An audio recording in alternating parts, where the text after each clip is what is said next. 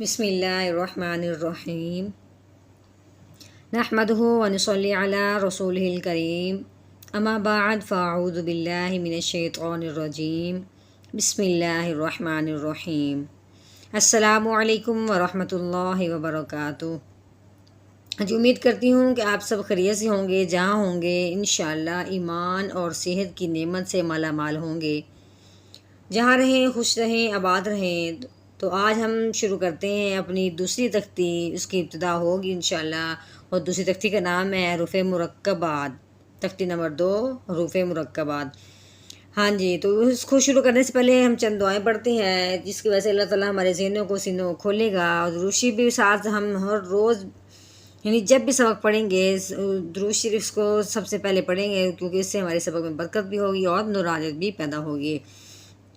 چلیں شروع کرتے ہیں۔ اللہم صلی علی سیدنا و مولانا محمد وعلی آل سیدنا و مولانا محمد وبارک وسلم۔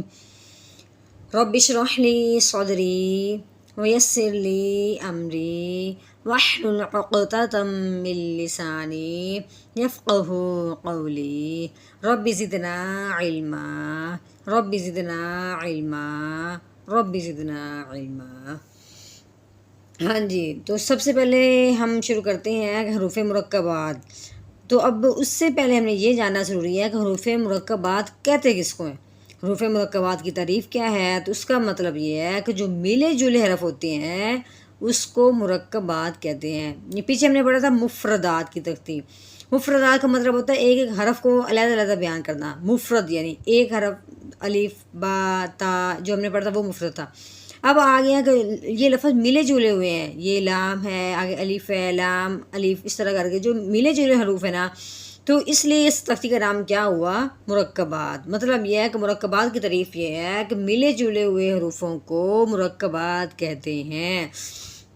ہاں جی، تو اس تختی کو ہم یعنی پڑھیں گے اور ساتھ ساتھ ہم اس کو وائٹ بورڈ پہ بھی سمجھیں گے، تاکہ ہماری پڑھنے میں پڑھانے میں کوئی کمی نہ رہے، اگر اللہ تعالیٰ قبول فرمانے والی ذات ہے۔ چلیں جی، بسم اللہ الرحمن الرحیم شروع کرتے ہیں کہ یہ ہے الف۔ ہاں جی، الف کو ہم نے تیزی سے پڑھنا ہے، جھٹکا بھی نہ لگے اور لمبا بھی بالکل نہیں کرنا۔ کیسے پڑھیں گے؟ الف۔ اب اس کو ہم نے سمجھنا اس طرح ہے کہ یہ جو لام الف لکھا ہوا ہے اس میں سے لام کون سا ہے اور الف کون سا ہے۔ تو صرف ہم نے یہ رٹا نہیں لگا لینا کہ پہلا الف ہے دوسرا لام الف ہے، نہیں، سمجھ کے کس طرح پڑھیں گے کہ جو یہ لفظ لکھا ہو نا دائیں طرف، یہ ہے لام، تو آگے جو لگا ہوا ہے وہ ہے الف، لام الف، لام الف۔ ہاں جی، آگے دیکھیں یہ ہے با، اتنا تو ہو گیا با، ٹھیک ہے، یہ با کا نقطہ بھی لگ گیا۔ آگے یہ جو ہے الف، اس کے اوپر کوئی اعراب نہیں ہے، اس لیے اس کو علیحدہ علیحدہ پڑھیں گے۔ کیسے؟ با الف۔ ہاں جی، اب یہ دیکھیں کہ یہ ذہن میں رکھنا ہے کہ جو لام الف میں سے جو دائیں طرف والا ہوگا وہ لام ہوگا، جو بائیں طرف والا ہوگا وہ الف ہوگا۔ اب دیکھنے میں یہ ہمیں دائیں طرف لگ رہا ہے، لیکن نہیں، حقیقت میں ہم یہاں دیکھیں گے تو دائیں طرف والا لفظ یوں جا رہا ہے، ادھر کو جا رہا ہے، یہ بائیں والا ہے۔ لام الف، لام، لام۔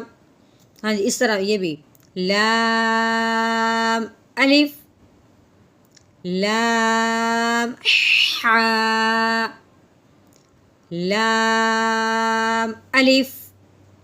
ہاں جی، یہ 3 لفظ بن گئے، یہ ایک تھا آگے 2 ہو گئے، یہاں بھی ایک تھا اب یہ آگے 3، لیکن یہ ملے ہوئے ہیں تو اس لیے اس کو کیا کہیں گے، مرکبات ہے۔ لیکن یہ جو ایک خانے کے اندر لکھا ہوتا ہے لفظ اس کو ہم ایک سانس میں پڑھنے کی کوشش کریں گے، ٹھیک ہے۔ با، اس پہلی مفردات تختی میں ہم نے کیا پڑھا تھا کہ جو لام ہے یہ مد والا لفظ ہے، اس کے اوپر یعنی اس کو ہم نے کھینچ کے پڑھنا ہے، تو کیسے پڑھیں گے؟ با لام با، با لام با، کاف۔ ہاں جی، آگے بھی ہے کاف، کاف۔ لیکن ہم نے کیا کرنا ہے، ان دونوں میں نشاندہی رکھنی ہے کہ بعض اوقات جو سیرے والا لفظ ہوتا ہے نا، جو جب یعنی جملہ بننا شروع ہوگا، جب جو سیرے والا لفظ ہوگا اس کے میں یہ جو ہوگا کاف، لیکن جو بعض اوقات کاف ایسا بھی ہوتا ہے کہ اس میں صرف یہ اس طرح لائن ہوتی ہے، جیسے یہ لائن، لیکن پہچان کیسے کرنی ہے کہ یہ والا بھی کاف ہے، اس کے اندر اس کی یہ والی علامت ہوگی، تو صرف یوں ہوگا تو، لیکن یہ اس طرح لائن ہوگی لیکن یہ والا سرا نہیں ہوگا، تو وہ کاف بنانے کی ہمیں کب یہ نہیں پتہ لگے گا یہ کاف ہے، تو اس کے اندر یہ والی علامت موجود ہوگی، تب آپ کو پتہ چلے گا کہ یہ کیا ہے، کاف ہے۔ جیسے کہ آگے ہم چلتے ہیں، انشاءاللہ آپ کو سمجھ آئے گی۔ آگے دیکھیں، اب یہ آ گیا سرا، اب یہ اس طرح بنایا تو یہ لام بننا تھا، لیکن اس کے ساتھ یوں سرا لگانے کی وجہ سے ہمیں کیا پتہ چلا کہ یہ کاف ہے، ٹھیک ہے، کاف با، کاف با، ہاں جی۔ اب یہ دیکھیں کہ یہ اس کے ساتھ سرا نہیں ہے لیکن یہ ہے کاف، کیسے پتہ چلا کہ یہ کاف کی جو علامت تھی وہ اس کے اوپر انہوں نے لگا دی تاکہ ہمیں پتہ چل سکے یہ کیا ہے، کاف ہے۔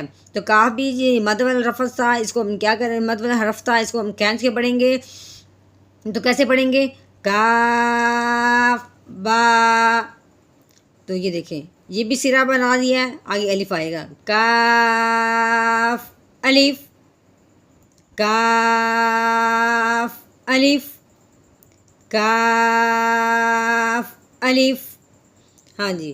آگے دیکھیں، آگے بھی 3 حرفوں کو ملا کے یہ مرکبات بنایا، تو کیسے بنے گا، با کاف تا، با کاف تا، ہاں جی، کیونکہ کاف جو ہے یہ مد والا ہے، یہ دونوں جو با اور تا یہ مد والے نہیں ہیں، ان دونوں کو ہم کم لمبا کریں گے اور اس کو ہم مد کی طرح لمبا کر کے پڑھیں گے۔ آگے دیکھیں، یہ کاف تو سرے والا تھا، ہمیں پتہ چل گیا یہ کاف سرے والا ہے۔ آگے جو لام، اس نے لام کی طرح سرا بنا ہوا ہے لیکن اس کی علامت جو اوپر لگی ہوئی ہے وہ کاف کی ہے، تو ہمیں پتہ لگ گیا کہ یہ لام نہیں ہے، کچھ اور نہیں بلکہ یہ کیا ہے، کاف ہی ہے۔ چلیں شاباش، کیسے پڑھیں گے، تا کاف سا، یہ سا ہے، سیٹی والی آواز نہیں نکالیں گے بلکہ سا کو نرمی والا پڑھیں گے، کیسے پڑھیں گے، تا کاف سا، ہاں جی۔ امید کرتی ہوں کہ جو آج ہم نے سبق پڑھا ہے انشاءاللہ جو بھی اس کو پڑھے گا اس کو اس کی چلیں پہلے ہم سیدھے والا لام لکھتے ہیں، یہ دیکھیں یہ لام سیدھا نظر آ رہا ہے اور درمیان ہم نے لگا دیا الف، یہ کیا بن گیا، لام الف۔ پھر آگے جو بڑا لام تھا ایسے کر کے، یہ لام کی شیپ نہیں دی لیکن بس تھوڑا سا اشارہ دے دیا، لام الف۔ آگے جو دوسرا لام تھا جو دائیں اور بائیں کا تھوڑا خیال رکھنا تھا وہ تھا لام، اس طرح اتنا آ گیا، آگے آگے الف، ٹھیک ہے، لام الف۔ اس بات کو دھیان سے اچھی طریقے سے سمجھنا ہے، ٹھیک ہے، ہاں جی۔ تو اندازہ لگانا ہے کہ جو دائیں والا لفظ ہو، دائیں والا حصہ ہوگا وہ تو ہو جائے گا لام، اور جو آگے آئے گا وہ ہے الف۔ تو اس کا بھی ہم نے اوپر سے اشارہ نہیں سمجھنا کہ دایاں بایاں کون سا ہے، اس کا ہم نے نیچے سے سمجھنا ہے کیونکہ ہمارا لفظ یہاں سے شروع ہو رہا ہے، یہ ہے لام الف۔ اس طرح کر کے لکھنے میں بھی آپ کو سمجھ آئی ہوگی کہ میں نے یہ کس طریقے سے ادا کیا ہے، لکھا بھی ہے، پڑھا بھی ہے، اس لیے اس طرح کیا تاکہ آپ کو پڑھنے میں، لکھنے میں، سمجھنے میں آسانی ہو۔